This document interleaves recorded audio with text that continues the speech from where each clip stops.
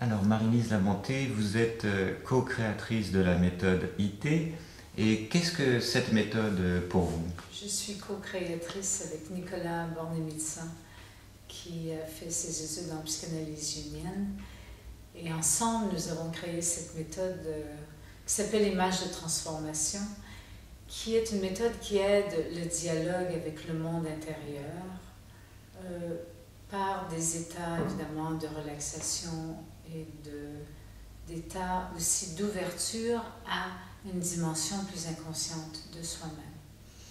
Alors, cette méthode est différente de la méthode de libération des cuirasses que j'ai créée, qui est déjà un dialogue avec l'inconscient à travers le corps. Mais là, dans la méthode image de transformation, nous allons chercher les images intérieures, qu'elles soient auditives, visuelles, kinesthésiques, olfactives, gustatives, les images que l'on reçoit, les impressions qui viennent d'une difficulté. Et à partir de la réceptivité à cette difficulté, qui est à l'intérieur de soi, par un contact avec l'inconscient qui donne des informations sur la difficulté, de là, nous élaborons une transformation des images intérieures. Alors pour moi, cette méthode, je l'ai créée avec Nicolas Borné-Médecin, parce que moi-même, dans mon processus d'auto-guérison d'une maladie incurable qui était la polyarthrite rhumatoïde, quand je me suis guérie à travers mon corps de cette maladie, j'ai rencontré les images très négatives que j'avais sur moi-même, et au fur et à mesure, elles se sont transformées en images de transformation, c'est-à-dire en images plus positives. Et là, j'ai compris que ce processus de transformation est un processus naturel. Donc, dans la méthode, nous guidons l'individu à rencontrer les images qui sont associées, et je répète, c'est à travers tous les sens, associées à la difficulté qui est nommée, que l'individu nous présente. Et à partir de ce dialogue avec son monde intérieur, nous aidons la transformation de l'image inconsciente du corps, souvent, et de soi très négative qu'on peut avoir, mais qui est inconsciente. Donc c'est un processus qui ne se fait pas, évidemment, de façon miraculeuse ou magique.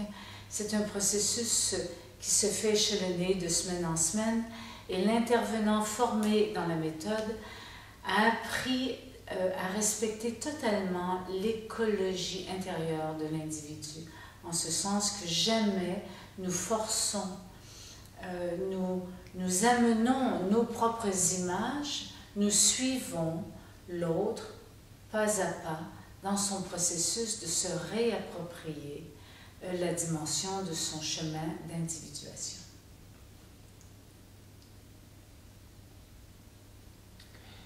Alors, comment avez-vous personnellement intégré la méthode dans votre quotidien, dans votre vie? Alors, pour moi, ça fait partie inhérente de ma vie depuis plusieurs années, où je suis à l'écoute de mon monde intérieur tout en étant dans le monde extérieur. Je suis à l'écoute de mes rêves, je suis à l'écoute de mes perceptions, je suis aussi à l'écoute de mes projections que je peux avoir sur la vie ou sur les autres, ce qui fait que je suis collée à moi-même. Et je ne me quitte plus, et ça depuis des années. Et si jamais je m'éloigne de moi-même, je sais très bien comment me retrouver, tout simplement en écoutant les informations qui viennent de mon monde intérieur, ce qui m'aide à prendre responsabilité de ma vie et à mieux être en relation avec les autres, dans une relation aussi d'écoute des autres et d'écoute de moi-même. C'est quelque chose qui est pour moi à vie, comme intégration dans le quotidien. En quoi pensez-vous que la méthode peut aider des gens qui n'ont pas de notion particulière de la guérison ou de la psychologie? Ce n'est pas une méthode qui guérit.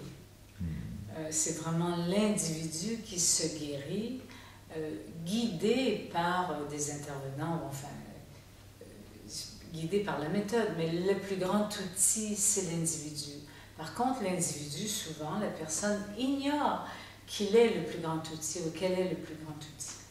Alors, nous sommes là pour justement faire le lien de la personnalité, du moi, qui peut être contracté dû à plusieurs facteurs du passé, plusieurs protections que les gens, conditionnements que les gens ont épousés dans leur vie, et qui les éloignent de leur monde intérieur. Parce que quand on est tout petit, on est collé à notre monde intérieur, on est collé à notre monde imaginaire aussi.